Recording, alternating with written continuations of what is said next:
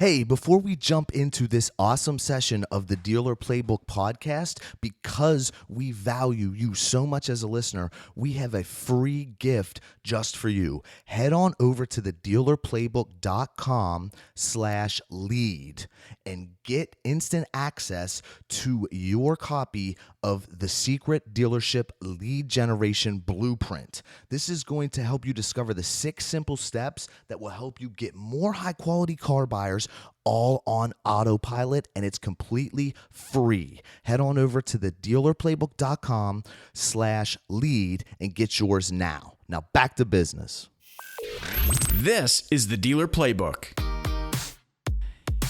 Hey, what is going on? You're listening to episode 69 of the Dealer Playbook Podcast, where we have sit-downs weekly with the who's who from in and out of the automotive industry for you, today's automotive professionals. My name's Michael Cirillo, joined again by my co-host, my confidant, Robert Wiseman. Robert Wiseman. What's up, Michael? How are you? Yeah, man, doing really well. And you lined up a cool one for us today because, there's so many people outside of the automotive industry that I think sometimes we forget that the world exists outside of our space. And if anything, our guest today is another evidence. How'd you get lined up? Like, how'd you find out about this guy? Because truthfully, I'd never heard of him before, you brought him to the table. Wow, that happens quite often. Sorry, guests out there, but I dig a little bit deeper than most. Yeah. But this guy I've been watching and reading for a while now, ever since I really started getting into YouTube and video, just through research and through listening to podcasts. You know how you go. You get into that rabbit hole and they talk about him. You hear him on one thing. It's been a few years that I've been keeping up with him, and great. I mean, just great on YouTube strategy. You know what I mean? He's awesome. Well, I was, when I started looking into him more, when you brought him to the, the production table, I'm just super impressed because, the guy's got over 2,000 videos on YouTube, and his whole mission is to just help people grow their audience. Yeah. 100,000 subscribers on the Video Creators channel. Yeah, it's crazy. 100,000 plus subscribers. And this guy's schedule is jam-packed. Like Tuesdays, he's rolling out videos. Wednesdays, more videos. Thursday, more videos. And then he does a monthly live hangout on air. Like, this guy is... It's his whole business. It's his whole business. And it's his how-to videos. Yeah, super cool. So in this episode, you're going to hear from Tim Schmoyer, founder of Video Creators. Super upbeat, excited, passionate guy. Really knows his stuff. He's officially certified for audience growth by YouTube.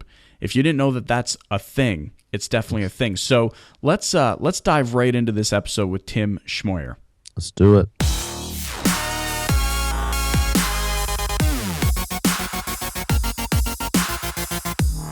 All right, we're sitting down now with Tim Schmoyer, the founder of VideoCreators.com. Tim, thanks so much for joining us on DPB.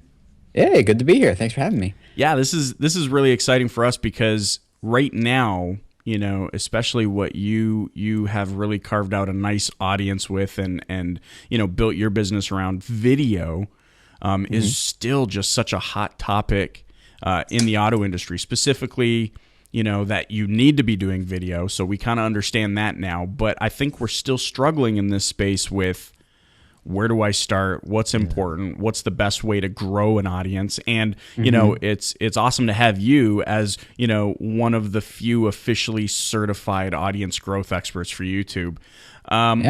So I guess, to kick this off, my question is, okay, we know that people need to do video. It's a no-brainer. We know that, so many people are struggling to get started, but instead of just talking, tips and strategies like, hey, here's how you optimize your YouTube channel or those sorts of things, I wanted to start this by referencing a document that you've put together that we're gonna link to later on about the secret to building your YouTube audience. Yes, it's a carefully guarded secret. Yeah, carefully guarded secret. And so I made it available. Yeah, awesome. So you've made public the secret, but it's totally not a secret anymore. Without giving too much of it away, because we definitely want people to go check this out. You mentioned that there's there's a layer, kind of, I guess, a foundational layer that happens before getting into strategy and before the creation of videos. Can you maybe explain a little bit what you mean by that, and then we can go from there? Yeah, and it would be helpful for me to hear too how the auto industry is using video and what goals they have for it. But I think it comes down to a few things. One, you kind of have to know what your goals are, right, for YouTube. Like, where do you want to get to? Where do you want video to take you? How do you want to serve your business, your company, your personal life, whatever it is? Because a lot of people are like, oh, I heard I got to make videos. Okay. And so they go and they just make random videos, and they're like, this isn't getting me anywhere. I'm like, well, where did you want to go with it? They're like, I don't know. I'm like, I just heard I had to do video. I'm like, well, let's back up for the layer here and talk about where do you want to go? And then, two, you also got to know what your motivation is, and the reason for that is there's a lot of reasons for that actually. But real briefly, one is, it's actually people make it sound really easy. Like, hey, just make a video, publish on YouTube, you get millions of views, and they cite all these case studies that have done that, but they don't cite all the case studies that did that. Posted their video and did not get millions of views, right? Yeah. So people get disappointed. It's easy to get disappointed really quickly. Just like anything, it's like starting a business and you're like, hey, I just announced my product. Why isn't anybody buying it? There's a lot of things to learn. There's a lot of things to go through. I'm guessing the same thing is true with cars. You don't sell every single car you pitch to the first person who walks in, So... and I think this is true video. So knowing the motivation will make the difference of whether or not you keep going or not with it to actually get the results that you want, so you don't peter out too quickly. And then you also need to know really how to communicate that stuff really clearly in your videos to people and what drives you. And that lends itself more to building a subscriber base, building an active audience, an engaged community, people who believe the same thing you believe, why you believe it. Those types of things are really important. And then, of course, the YouTube platform is just changing literally every week. I have a whole video series I do every Tuesday of updating people all the changes that happened the week before. So it doesn't sound super. I hope that doesn't sound intimidating. There's a lot changing, but the foundations are always the same. So learning to master YouTube is, how to navigate to the goal that you want to get through YouTube is really important. And then you need a strategy, of course, for how you're going to get from where you're at now to where you want to go. And then you just keep reevaluating it and making course corrections as necessary until you get there. So. I like this because, looking at what's your motivation and what do you want to achieve by this, we, Robert and I have asked this question a few times over the last few weeks to different groups of dealers that we've been with, a similar question like, hey, why are you in business? Why are you doing the things that you're doing? And most of the time, right, Robert, it comes down to sell more cars, make more money. And one thing that we've encouraged them, and this sounds like it spills over to the motivation for doing videos and being consistent with it, but we've really tried to encourage them to start, strip that concept of selling and making money away at first so that you can really focus on being valuable to somebody and enriching and enhancing somebody's life. And like you said, communicating more effectively because you're more focused on the individual that you're speaking to. Would you say that applies to what you've said about getting going with YouTube?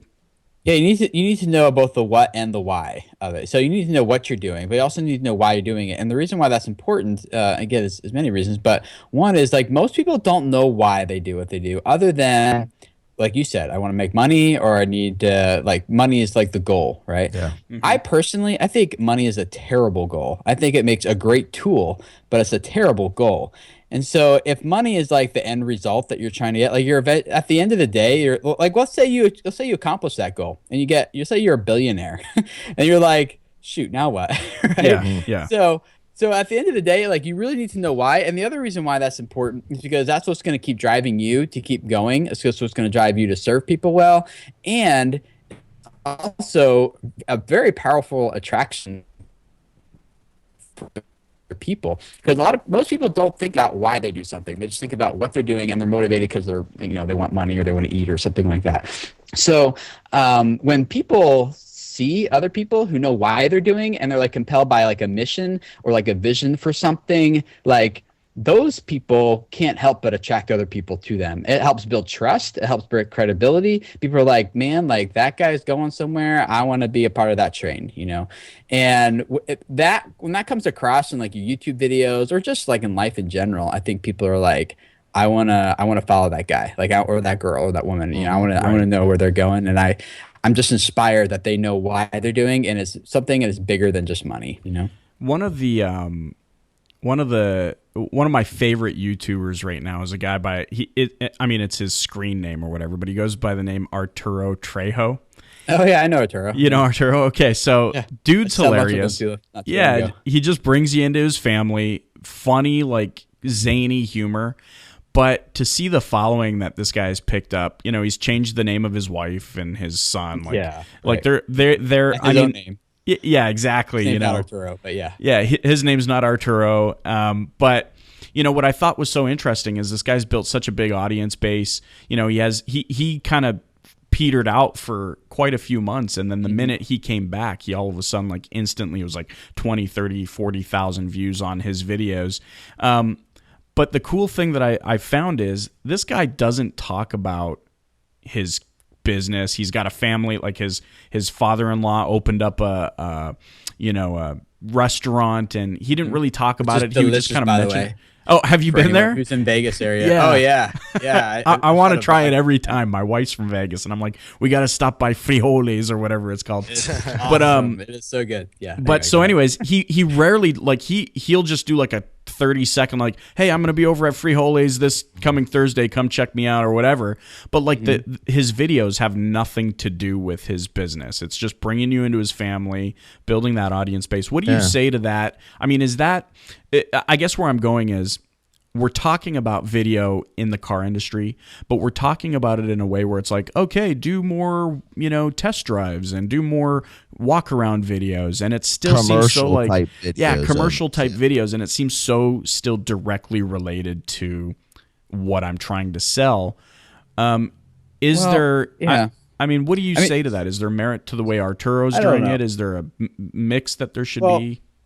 Yeah, the way he's doing it is that like his strategy is different, and it's a good one. It's a powerful one, which is that I want to earn trust, I want to earn credibility, and I want people to like me. And if they're watching my videos and they feel like, man, I wish I could hang out with Arturo because that guy just seems awesome. Like I feel like I know him, his family, his wife, his kids, like what he's doing. Like he's gonna be at that place. Heck yeah, I want to go hang out with him. Yeah. You know, exactly. So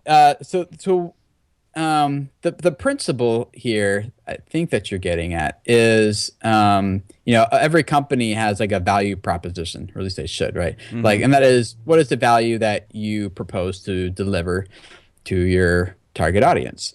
And Arturo is building the value he's building is a relational value, which is that's why people watch him. They feel like they like him. Yeah, they make them laugh. There's entertainment value. I would say that the entertainment value is what hooks people. And then he builds the relational value second, which is actually really common on YouTube because relationships, even perceived relationships like those online, they take a long time to build, to develop, right? Yeah. Just like real life. So he'll hook you with the humor, and you're like, okay, this is interesting. Like I'm having a fun time and watching him. But the more you watch, the more you're like, I like this guy. Like I feel like I'd want to hang out with him. Yeah. So when he says, hey, I'm gonna be at the restaurant such and such time, you're like, absolutely, I'm going there. You don't even care about the food. You know?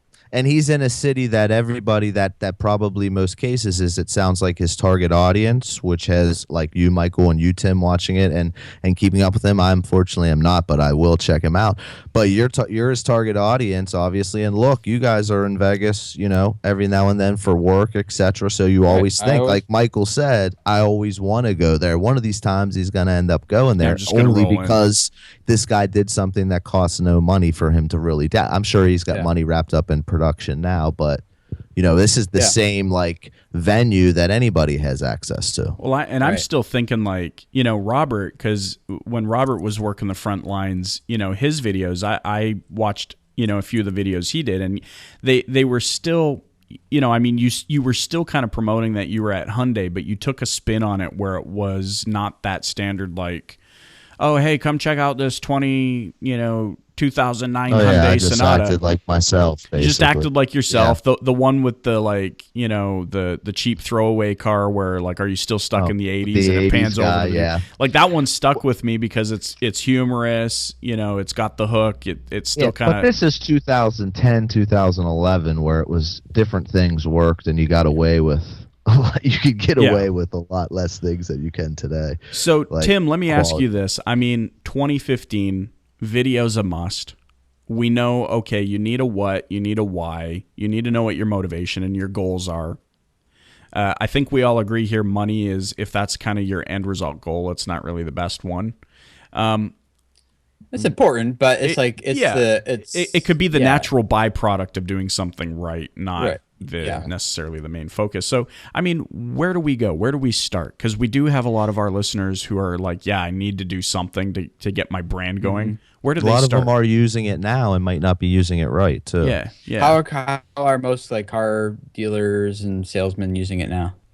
Video walkarounds, very promotional. Product presentations, like comparisons of two different makes and models. Walkarounds, test drives. Some people will go into actually like showing you how to pair like your Bluetooth. They'll go into some educational, but a lot of the educational always wraps up with, and this is what I try to tell everybody that I talk to, that it always wraps up with a call to action that, all right, I'm just showing you how to, you obviously are targeted. You clicked on this video. You want to know how to pair your Bluetooth to your car. I wrap up the video with, so if you are in the market for a new car, come down and see. It's like I mean, so if it was me, what I would do is I would consider videos that would be a little bit more evergreen. That's probably targeting like how to buy and like what to look for. I don't know if the Bluetooth one makes it much sense because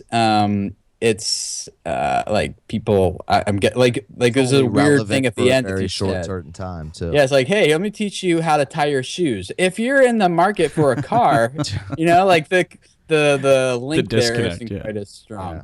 So if you, I would make videos like, hey, what to look for in a car, or car reviews, like let's review this model, let's review that model, let's and so the thing is though, with those types of videos, you're going to get views from all over the country, maybe all over the world, not in your area. And so like you could still pitch it, at the end, like, hey, just like brand it or something like that. But hold on, my daughter's bringing me something here. I'm getting distracted there. So I would like have a strategy that's like a little bit more evergreen, stuff like that. But the goal of it isn't necessarily to sell the car as much as it is to earn trust.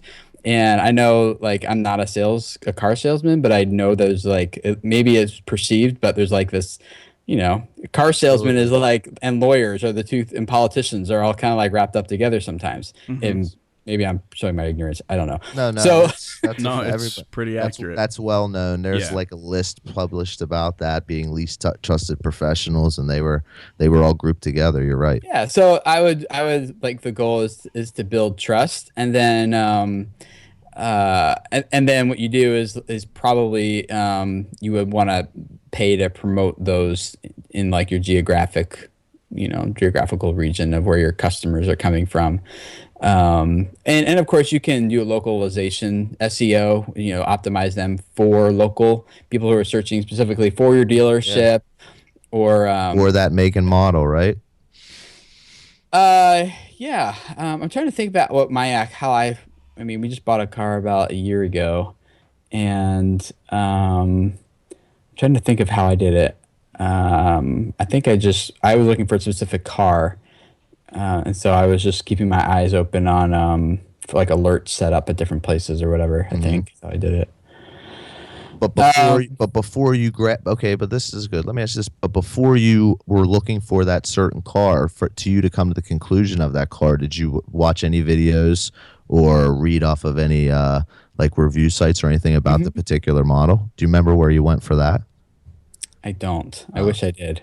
It's going to get some live intel right here. Yeah, I know. I mean, I know there is. I was looking for the Honda Odyssey EX. I didn't want the leather because that just drove up the price unnecessarily. For me, I and I wanted the 8-passenger one because we got 6 kids. So, well, at the time we had 4, but now we have twins on the way. So I'm glad I got Holy that car now. Yeah. We filled it up pretty quickly. So I wanted the 8-passenger, and I didn't really care about color, so I think I just set up some alerts. And I wasn't even sure how well those sites are even going to work. Like, because sometimes they put them up there, and then by the time you check in, they're like, "Oh, well, that one's gone, but we have this one." I'm like, "Did you really ever have that one?" Like, this just seems sleazy. But yeah. So I mean, there's a lot of different strategies to take, but I would probably go with making the more evergreen content rather than like the car walkarounds. I think the car walkarounds for me were helpful when I was looking, because if there was a video versus just like a bunch of pictures that were like the size of my literal thumbnail, Yeah. then which weren't that helpful. I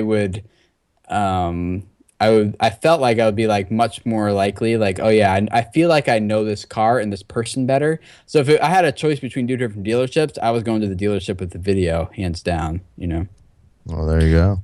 Car. But I'm a video guy too, so.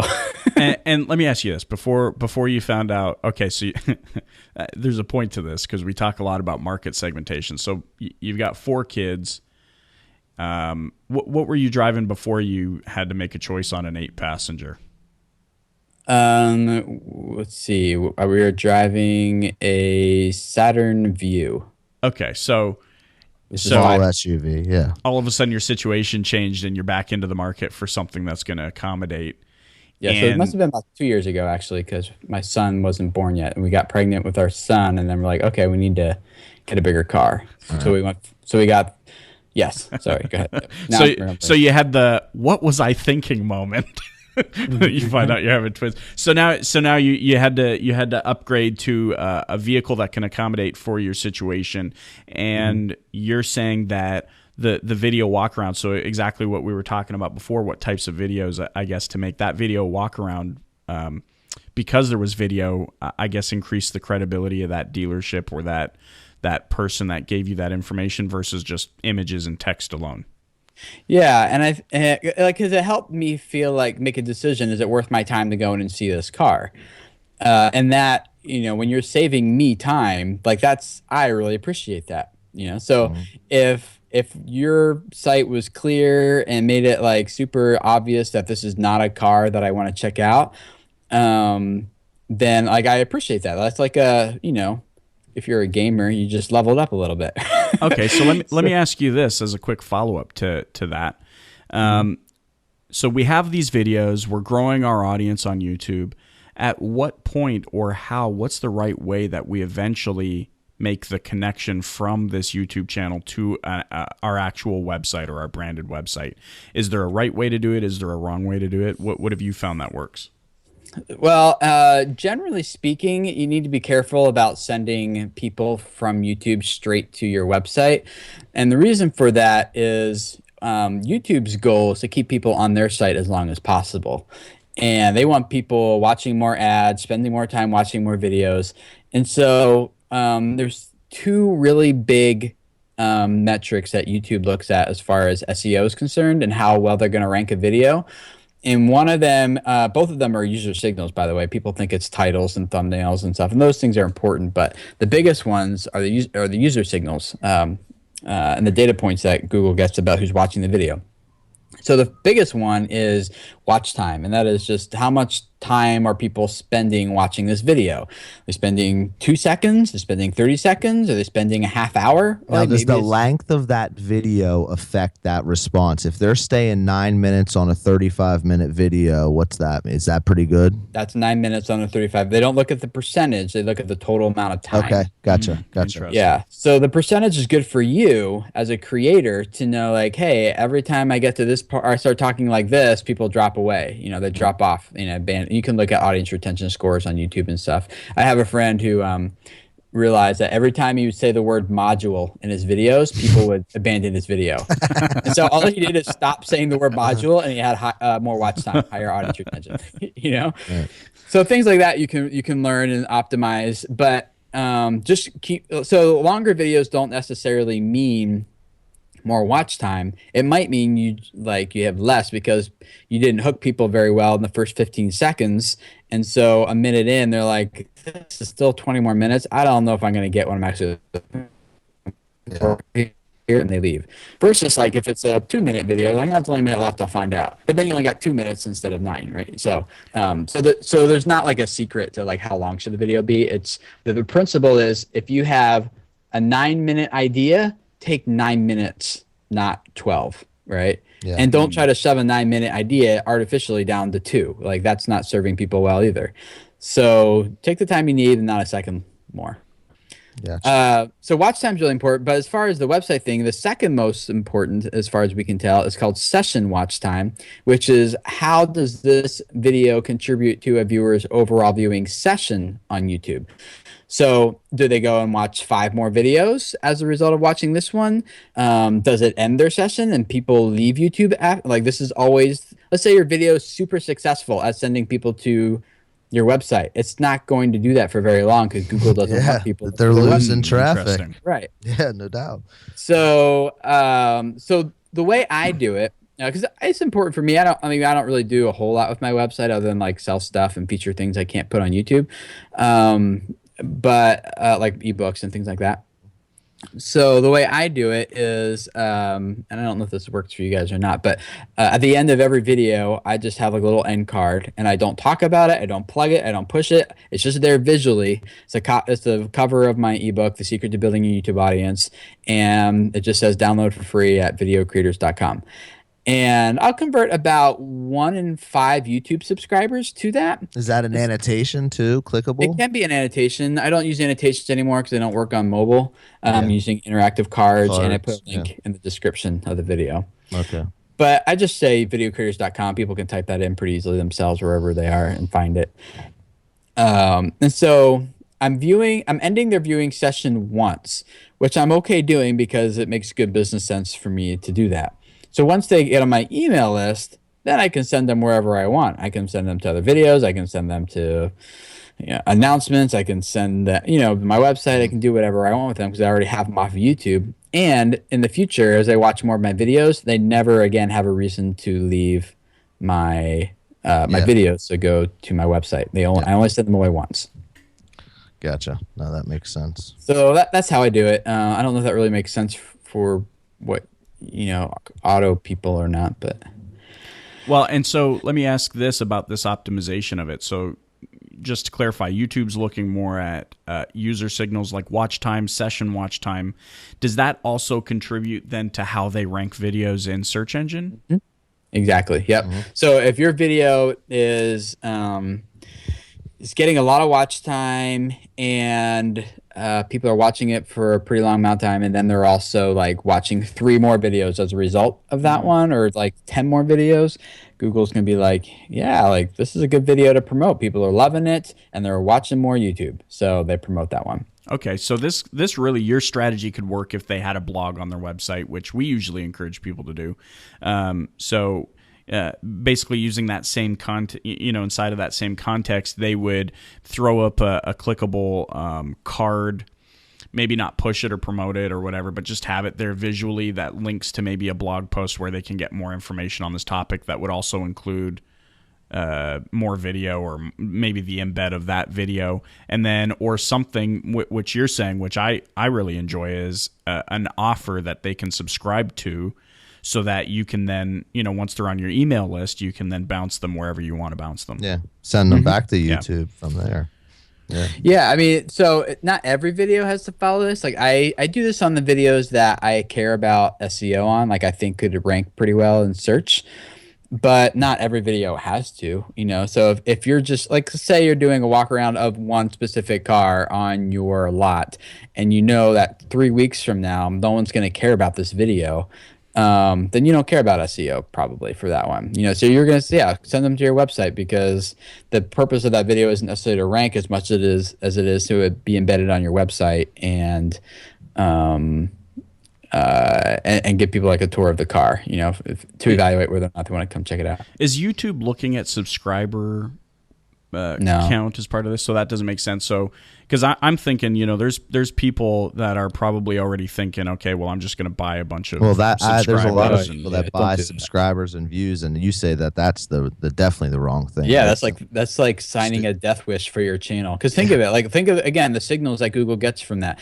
Let's say you paid for 10,000 YouTube subscribers, or even views. That's a little bit more common. Let's say you paid for 10,000 views because you want the social proof aspect of people like, whoa, this video has 10,000 views. Like there must be something. But what does Google think when, hey, this video just got 10,000 views and not a single one of them stuck around for longer than 10 seconds? Yeah.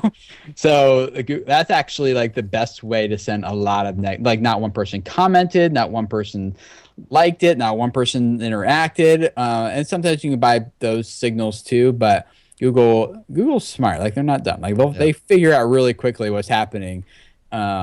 And penalize your video for it. So one more thing I want to clarify too. What's is there a difference in the way Google ranks or favors the video by the likes or dislikes? Are dislikes as just as good as likes? Yep, because both are forms of engagement, and both indicate to Google that your video elicited a reaction from the viewer.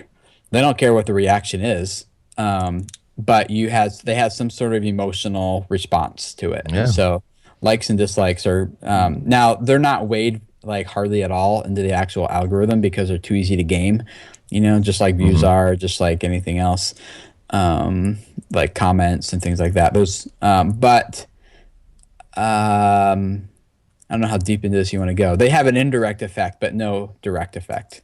So. Gotcha. All right. Sounds Gotcha. good. Yeah. Tim, man, thanks so much for joining us. If you guys want to learn more and check out Tim's videos, you can go to YouTube and search for video creators, or you could just type in his name, Tim Schmoyer. Every Tuesday, he's got new YouTube news, updates, and insights. It looks like you've got a full schedule. Dude, Wednesdays, you're rolling stuff out. Videos Thursday, like 3 times a week, man. He's busy. Yeah, 3 times a week on video creators, and and then I'm seeing a channel. live Google Plus Hangout on air. You still doing those monthly? Yeah, I just did one last night. Holy smokes. There you go, guys. So definitely check out Tim's YouTube channel. Tim, man, thanks so much for being with us today. Yeah, thanks for having me. Thanks, brother. Boom.